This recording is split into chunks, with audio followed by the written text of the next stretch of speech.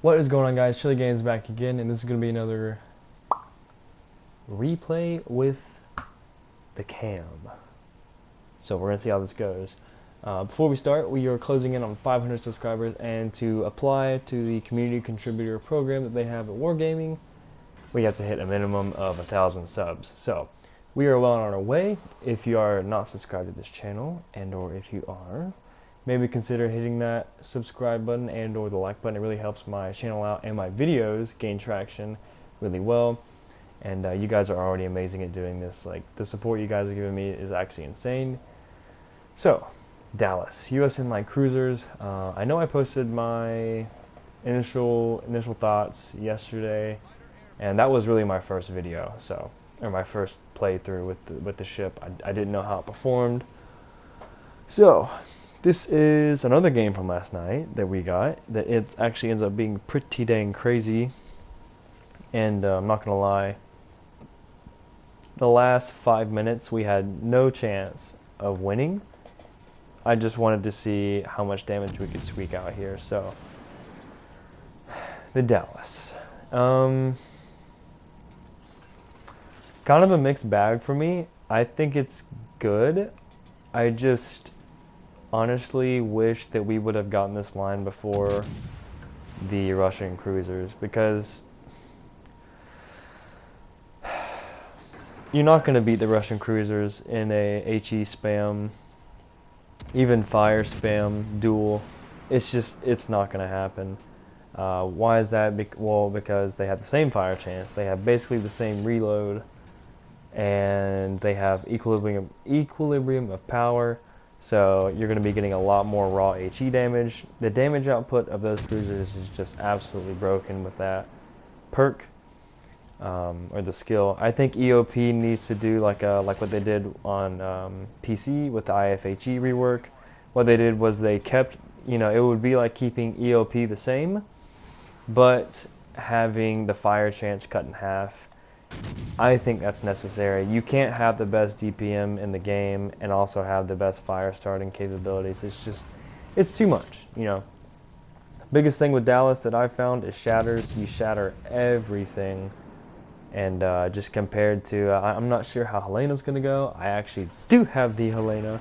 I will be playing it a little bit tonight. Hopefully get a video out for you guys. I bought a crate. I'm not ashamed. I was pissed I didn't get it yesterday. And I was like, you know what? I'm gonna pull the trigger. I bought one of those big crates for 750 doubloons, and bam, first time. I was so happy. This was about an hour ago, so I'm still hype. Yeah, I'm curious to see how they perform. This is a pretty good game in terms of damage and seeing how the RNG works out for the fires and whatnot. And we were at the worst odds possible, and I'm really excited to get in that last part, because I'm not gonna lie, the first half is pretty boring. We're pretty much just going to be here, and not much we can do, honestly, because that A cap is contested by Pensacola and Indianapolis. So that destroyer over there is pretty much screwed if he stays there, which he does. Biggest thing for me is both of those ships have 203. Well, they have 203s, so I'm literally a walking soap bar, or a sailing soap bar. So if I put myself against those two alone, they can easily out DPM me. I have so little health. I don't have the hull upgrade in this video. I do now, obviously, but this is a video without the hull upgrade. So the rudder shift could be better, and we could have around 28,000 health, which could have been into play. I don't think it would have been too much of a big deal. Usually when I'm upgrading cruisers, I always go for the range upgrade first, mostly because if I die because I needed a couple thousand more HP, that's whatever it is. However, I think one of your biggest advantages in a cruiser, most cruisers, is range. So I always try to go for the range. I mean, even at tier 7, if you're using a tier 7 cruiser and you don't have your range upgrade yet, you're dealing with what, like 16 kilometers of range. And if, like, let's say like Martel or Mogami, playing Mogami or Martel with only 16 kilometers of range is basically suicide, mostly because so many battleships are very good at that range. You know, you definitely don't want to be in a bad spot 10 to 12 kilometers away or shorter, but a lot of battleships are very consistent even at that 15-kilometer range. So I always go for range first. I trust in my abilities to play smart and dodge a lot of shells to make up for the less amount of health. It's just me. It's really just preference, really how you play. Fun fact, this HE absolutely mauls destroyers. I can't tell you how excited I am to get to play the Helena, because we get 5 more guns. And oh my lord, this HE shreds destroyers. It is very, very good. Got A being super questionable. Not the best decision. Kill him. And funny story, this is actually the second recording of this this talkover, because I got all the way through it about 10 minutes ago and I accidentally hit the back button. So we're gonna put this down before I make any more stupid decisions. I was super pissed. I was like, man, that was really good commentary, or for me at least, and we just deleted it. So Dallas. I think it's a lot of fun. I really wish that we would have gotten this line before we got the most overpowered ships in the game, which is the Russian cruisers, because these ships, to me, I hope they're not just completely overshadowed by the fact that the Russian cruisers do their job specifically a lot better. I mean, these ships are designed to rain HE and start fires. That's the exact job of the Russian cruisers, but you have EOP, you have the same fire chance. I don't know. The fire chance is going to be the same, but you're going to be seeing a lot of shatters, which is something you really don't see with the Russian cruisers that much. So we will see how well they do in comparison. From right now, I think it's going to be a complete, easy win for the Russian cruisers in this department. However, I'm having a lot of fun. Well, the couple games that I did play Dallas with last night, had a really good time, honestly. One, because you have a weakness. You're super squishy, so you have to play accordingly, and it makes you feel real sneaky and real nice whenever you get some pretty decent games out of it, because one, your positioning was pretty good. Two, you either dodged or played smart or whatever. Russian cruisers, not so much the shores and whatnot. They were pretty much just all glass cannons.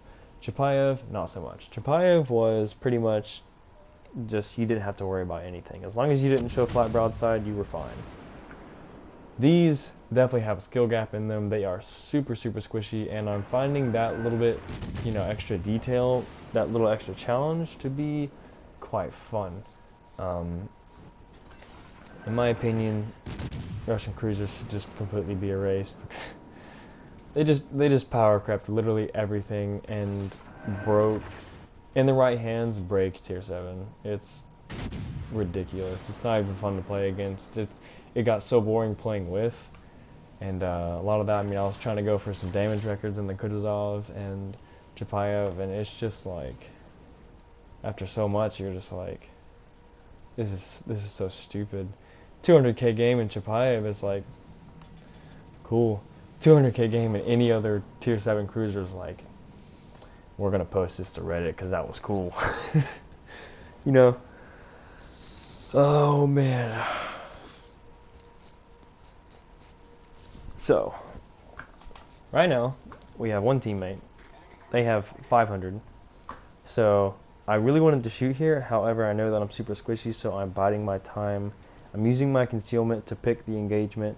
And since he's already turning out, and since he's already about to spot us, we go ahead and shoot. I get gun crazy. I get trigger happy.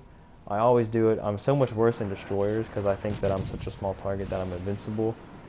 and I get smacked occasionally doing that in destroyers, but I just can't hold my trigger for that long. I always love being, you know, somewhat center of attention, and I just trust in my ability to dodge a lot of shells. Unfortunately, Leon's broadside is like 900 shells, so it's pretty difficult to dodge anything from Leon just because the sheer amount of shells that are being thrown your way. 2 fires on that Bayern, which is going to come in handy really, really nice. And this is really what I want to get into for this video, is the last couple minutes here. As you see, we are down 5-1. We are down to less than 13,000 HP, and we are at about 100,000 damage. What we achieve in the next 5 minutes with this little tiny ship with little P-guns, honestly, to me, was pretty impressive. I was super impressed with the ship. Not only ship, but also, you know, our ability to dodge, and also maybe the lack of I don't know, on the other team. So this game's over. Usually I hate people like this, but I was like, you know what, while I have the health, I'm gonna see how well this thing can kite away. And to my surprise, this thing can actually kite and dodge pretty dang well. Not saying that you want to do it, but its rudder shift is so fast, you can wiggle like crazy. The firing angles are incredible. Reload is incredible. You can be very annoying in this ship. And we were continuing to be annoying even with, you know, 3, 4, even 5 ships shooting at us. So we're not going to give away our position now. I'm trying to squeak out as much damage as possible. I know that those fires are out now, and we will resume very shortly.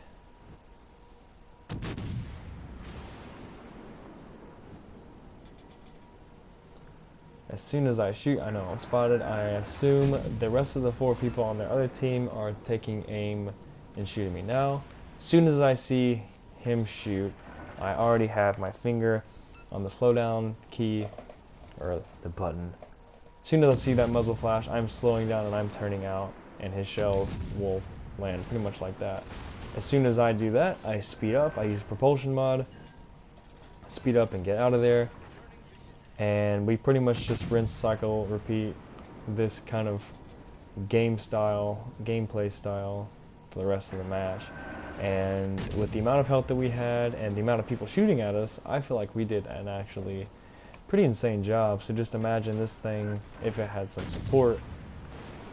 And that's the biggest thing. I played, you know, probably 10 or so games in this thing and lost probably 5 or so straight, mainly because it was at the end of the game and we just did not have the ship capable of carrying, and that could have easily killed us. Luckily we get lucky because Bayern's dispersion.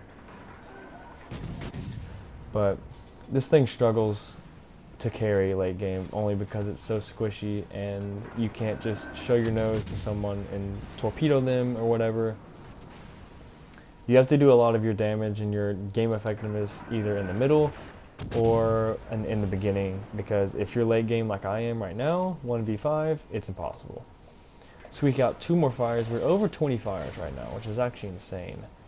Being super annoying. We are manipulating our throttle, we are slowing down, we are turning constantly, and it's working for us right now. If we get hit from AP pretty much anywhere on this ship, it's basically a citadel. So the fact that we've been able to dodge, you know, and do this well, to me was very, you know, encouraging to see. I'm excited for the Helena. I am so excited for the Helena. Again, as soon as we see him shoot, we turn away, we slow down, make his 30-second reload look stupid and wasted, and I would have liked to have heard the communications between this team, because the amount of damage that we tank, and not really tank, but dodge, in these last 5 minutes with this, I need to get hit one more time and I'm dead. We were such a pain.